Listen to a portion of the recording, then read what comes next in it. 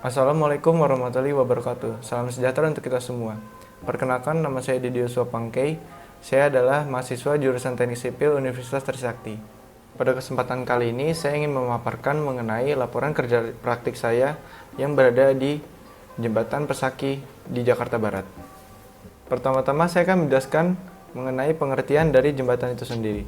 Secara umum, jembatan adalah suatu konstruksi yang berfungsi untuk menghubungkan satu jalan dari sisi seberang ke satu sisi jalan dari arah seberang yang terputus karena adanya rintangan seperti aliran sungai, jalan raya, rel kereta api, saluran irigasi, dan lain-lain. Jalan dan jembatan merupakan bagian dari sistem transportasi nasional yang memiliki peran dalam bidang ekonomi, sosial, budaya yang dikembangkan agar tercapai keseimbangan dan pemerataan pembangunan antar daerah. Jembatan adalah jenis bangunan yang tidak dapat dimodifikasi secara mudah. Mengapa? Karena biaya yang diperlukan untuk memodifikasi suatu jembatan itu relatif mahal dan dapat mempengaruhi kelancaran suatu arus lalu lintas pada pelaksanaan pekerjaan jembatan tersebut. Umur dari suatu jembatan itu sendiri dapat berfungsi selama 50 tahun lamanya, yang dimana selain kekuatan dan kemampuan dari jembatan itu sendiri, perlu diperhatikan pemeliharaan dari jembatan tersebut. Selanjutnya, peran jembatan dalam transportasi. Peran jembatan sangat penting dalam menghubung antar daerah, dan jembatan juga sangat penting bagi pertumbuhan ekonomi dan pembangunan negara. Peran jembatan juga menentukan kelancaran transportasi. Maka dari itu, jembatan harus dibangun dengan kuat dan tahan lama agar tidak mudah rusak. Kerusakan suatu jembatan dapat menyebabkan gangguan terhadap kelancaran lalu lintas. Tersendatnya lalu lintas dapat terjadi karena adanya perbaikan suatu jembatan itu sendiri, yang menimbulkan terhambatnya kecepatan angkutan dari kendaraan-kendaraan, dan juga akibat dari terhambatnya kecepatan angkut dapat mengganggu kestabilan harga kelancaran, dan lain-lain sebagainya. Selanjutnya saya akan menjelaskan mengenai bagian-bagian dari konstruksi jembatan itu sendiri. Konstruksi jembatan beton memiliki dua bagian. Yang pertama ada bagian atas atau upper structure, yang kedua ada bangunan bawah atau substructure. Bangunan atas itu sendiri adalah bagian konstruksi yang berhubungan langsung dengan muatan-muatan dan beban-beban lalu lintas yang sedang berjalan atau bekerja pada jembatan tersebut. Sedangkan bangunan bawah atau substructure itu sendiri adalah bagian konstruksi yang langsung memikul beban yang diberikan pada bangunan atas dan menyalurkan ke pondasi. Selanjutnya saya akan menjelaskan mengenai bagian atas jembatan atau upper structure. Bagian atas jembatan itu ada balok diafragma, lantai kendaraan, gelagar, tiang sandaran, trotoar, dan lantai trotoar. Yang pertama, balok diafragma. Balok diafragma merupakan pengaku dari gelagar-gelagar yang memanjang dan tidak memikul beban plat lantai dan diperhitungkan seperti balok biasa. Selanjutnya, lantai kendaraan. Lantai kendaraan berfungsi untuk memikul beban lalu lintas yang melewati jembatan serta melimpahkan beban dari gaya-gaya tersebut ke gelagar memanjang melalui gelagar-gelagar melintang. Plat lantai dari beton ini mempunyai ketebalan total 20 cm. Selanjutnya ada gelagar. Gelagar merupakan balok utama yang memikul beban dari lantai kendaraan maupun kendaraan yang melewati jembatan tersebut. Sedangkan besarnya balok memanjang tergantung dari panjang, bentang, dan kelas jembatan. Selanjutnya ada tiang sandaran. Tiang sandaran berfungsi untuk membatasi lebar dari suatu jembatan agar membuat rasa aman bagi lalu lintas kendaraan maupun orang yang melewatinya. Tiang sandaran dengan trotoar terbuat dari beton bertulang, dan untuk sandarannya dari pipa Gallianis. Selanjutnya ada trotoar. Trotoar merupakan tempat pejalan kaki yang terbuat dari beton, bentuknya lebih tinggi dari lantai jalan atau permukaan aspal. Lebar trotoar minimal cukup untuk 2 orang berpapasan dan biasanya berkisar antara 1 sampai 1,5 meter dan dipasang pada bagian kanan serta kiri jembatan. Pada ujung tepi trotoar dipasang lis dari baja siku untuk penguat trotoar dari pengaruh gesekan dengan roda kendaraan. Yang terakhir ada lantai trotoar. Lantai trotoar berfungsi untuk memikul beban lalu lintas yang melewati jembatan serta melimpahkan beban dan gaya-gaya tersebut ke gelagar memanjang melalui gelagar-gelagar melintang. Plat lantai dari beton ini mempunyai ketebalan 20 cm. Selanjutnya ada bagian bawah jembatan atau substructure. Yang termasuk dalam bangunan bawah atau substructure ada yang pertama kepala jembatan atau abutment, yang kedua pondasi, yang ketiga ada plat injak, yang keempat ada dinding sayap, dan yang terakhir ada landasan atau peletakan. Yang pertama ada kepala jembatan atau abutment. Bagian bangunan pada ujung-ujung jembatan selain sebagai pendukung bagi bangunan atas juga berfungsi sebagai penahan tanah. Bentuk umum abutment yang sering dijumpai baik pada jembatan lama maupun jembatan baru pada prinsipnya semua sama, yaitu sebagai pendukung bangunan atas, tetapi yang paling dominan ditinjau dari kondisi lapangan seperti daya dukung tanah dan penurunan atau settlement yang terjadi. Selanjutnya ada pondasi. Pondasi adalah bagian dari jembatan yang tertanam di dalam tanah. Fungsi dari pondasi adalah untuk menahan beban bangunan yang berada di atasnya dan meneruskannya ke tanah dasar, baik ke arah vertikal maupun ke arah horizontal. Dalam perencanaan suatu konstruksi atau bangunan yang kuat, stabil, dan ekonomis, perlu diperhitungkan hal-hal sebagai berikut. Yang pertama, daya dukung tanah serta sifat-sifat tanah.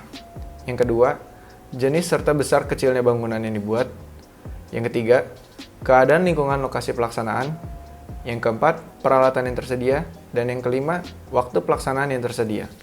Selanjutnya ada plat injak. Plat injak adalah bagian dari bangunan jembatan bawah yang berfungsi untuk menyalurkan beban yang diterima di atasnya secara merata ke tanah di bawahnya dan juga untuk mencegah terjadinya defleksi yang terjadi pada permukaan jalan. Selanjutnya ada dinding sayap atau wing wall. Dinding sayap adalah bagian dan bangunan bawah jembatan yang berfungsi untuk menahan tegangan tanah dan memberikan kestabilan pada posisi tanah terhadap jembatan. Yang terakhir ada landasan atau peletakan. Landasan jembatan adalah bagian ujung bawah dari suatu bangunan atas yang berfungsi menyalurkan gaya-gaya reaksi dari bangunan atas kepada bangunan bawah.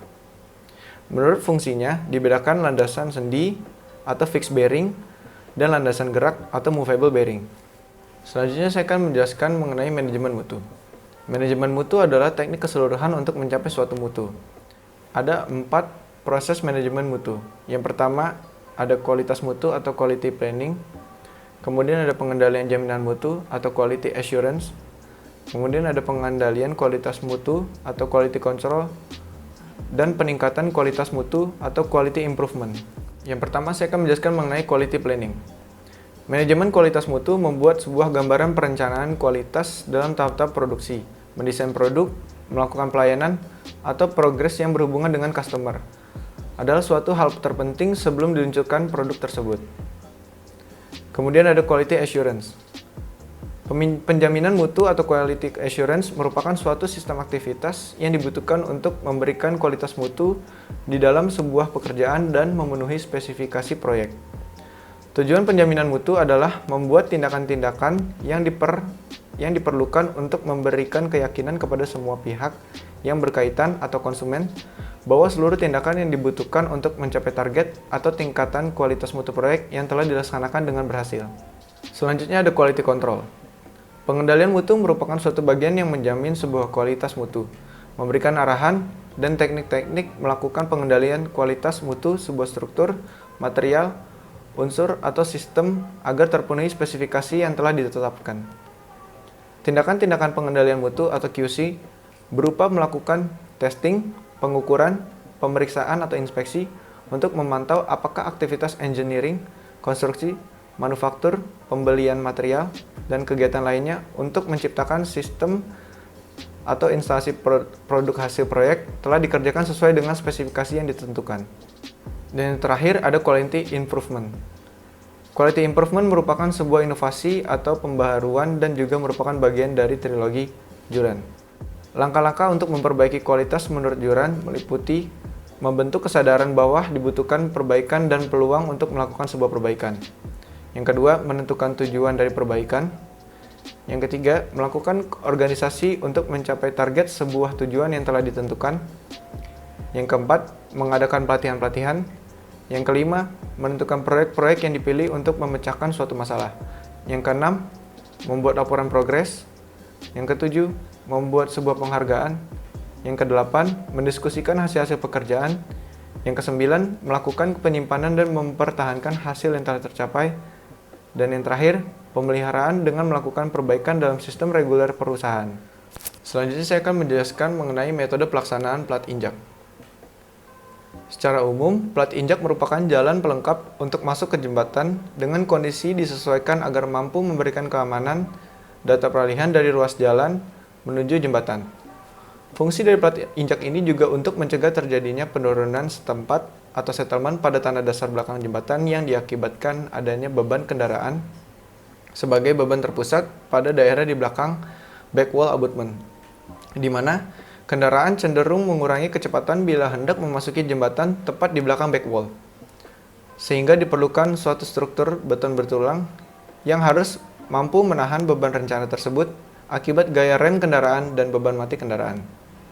Selain itu, plat injak juga berfungsi untuk meratakan beban akibat kendaraan di bibir jembatan sehingga mengurangi tekanan tanah terhadap dinding abutment. Metode pelaksanaan yang pertama ada pekerjaan pembesian.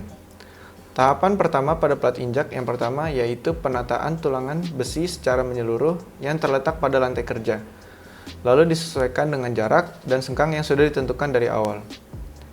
Berikut ada beberapa dokumentasi yang saya ambil dari pekerjaan pembesian dari plat injak ini.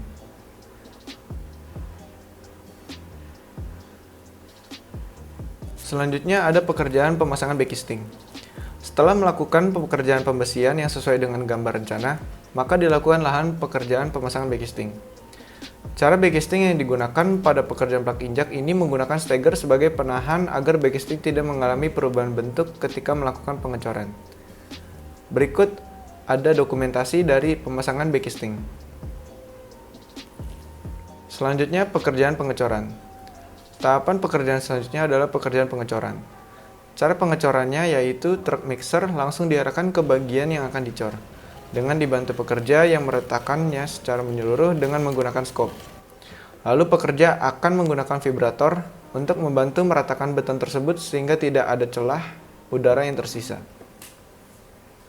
Berikut ada dokumentasi dari pekerjaan pengecoran ini. Selanjutnya yang terakhir ada curing. Setelah pekerjaan pengecoran dilakukan, maka pekerjaan selanjutnya adalah perawatan atau curing pada beton.